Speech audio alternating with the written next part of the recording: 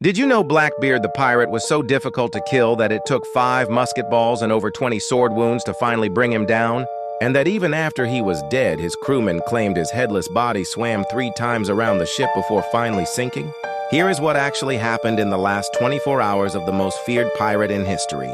His real name was Edward Teach, born somewhere in England around 1680.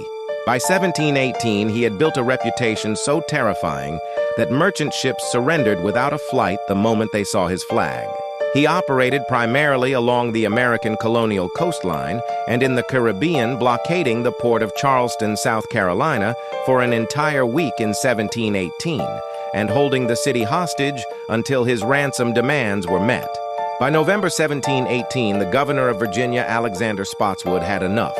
He secretly commissioned 2 Royal Navy sloops under the command of Lieutenant Robert Maynard to hunt Blackbeard down.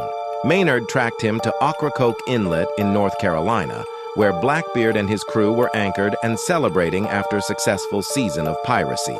On the night of November 21st, 1718, Blackbeard was drinking aboard his ship The Adventure with a small crew of around 20 men. Several of his more experienced crew members were ashore. A fellow pirate captain named Caesar had orders to blow up the ship's powder magazine if they were ever boarded so that no one would be taken alive. In the early hours of November 22nd, Maynard's ships appeared at the inlet. Blackbeard reportedly spent the night drinking, and when dawn came, he chose to fight rather than flee. The battle began at first light. Blackbeard used a creative and devastating tactic.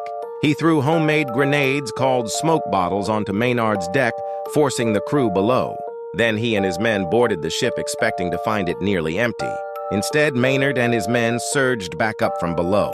The fighting was brutal in close quarters. Blackbeard took a bullet from Maynard's pistol early in the fight. He kept fighting. He took more musket balls. He kept fighting. He engaged in direct hand-to-hand combat with Maynard himself. It was only when one of Maynard's men slashed his throat from behind that Blackbeard finally fell. The official account recorded that he had sustained 5 musket ball wounds and over 20 sword lacerations before he died. Maynard had Blackbeard's head cut off and hung from the bowsprit of his sloop as proof of the kill to collect the reward.